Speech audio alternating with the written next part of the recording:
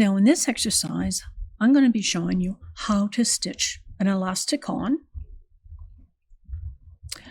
and also how to use your stylus. So the Brother Stylus actually has two ends. One is the end to use for on your touch screen, and this end here is to change the commands.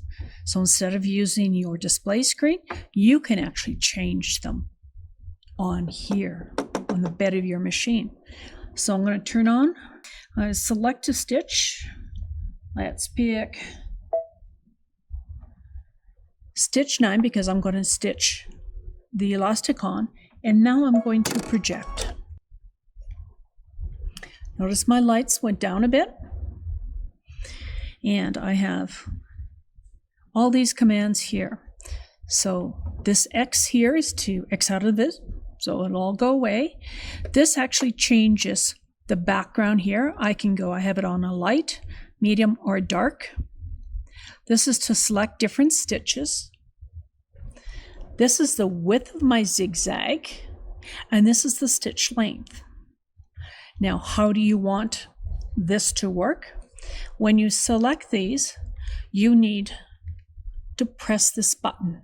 This button shines a light, and the camera in the machine picks it up. So right now I have this zigzag.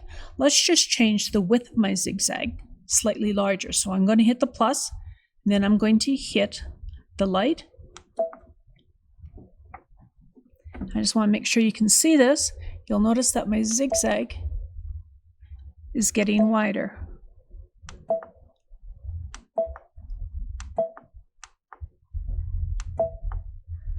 And 7 is the widest I can go. Let's change the length of my zigzag.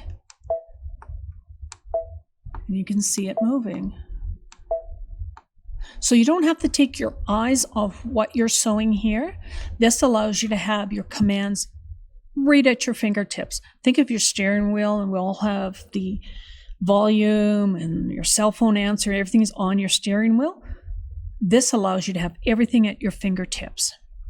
So I'm going to use this one over here just to change the background so you can see there. So now that's the dark one. So it's just showing the stitch. Let's go to the next one. So it's a little lighter. It's a little hard to see my stitch on here. This is the brighter one, which is fine for me. Now this is your orientation of your stitch. Now on a zigzag I can't change the orientation, but if I change to stitch 1, and notice it changed right here, I can change here. See, it's moving. Keep in mind, every time I want this to move over, I have to hit my button, and now I'm moving this over. This is actually really good if you are doing applique, which will be in one of our other videos here, and you've got your hands on it, and you don't want to, you can just change the width of your zigzag, you can change the length, right? So all of your controls are at your fingertip with the stylus. Okay. So now I'm going to sew some elastic in. So I have my J foot on. I'm going to select my zigzag, foot down.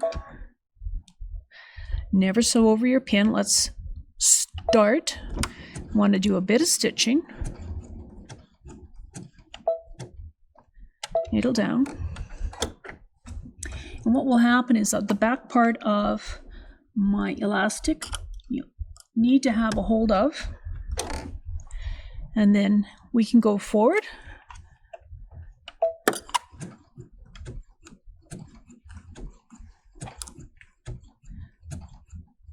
So I'm holding both ends of my elastic.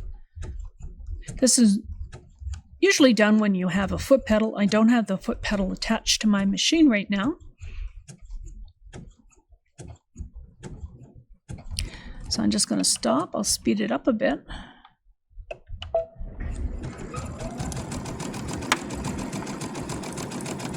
There we go. Don't want to go over that pin.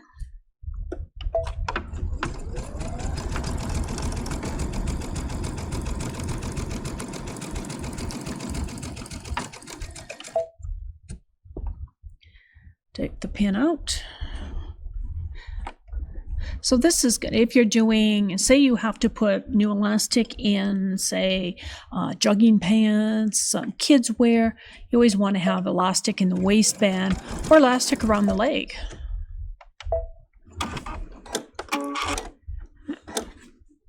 So, and of course, by a zigzag stitch, you can see where I went off there, is the appropriate stitch to use, as opposed to a straight stitch.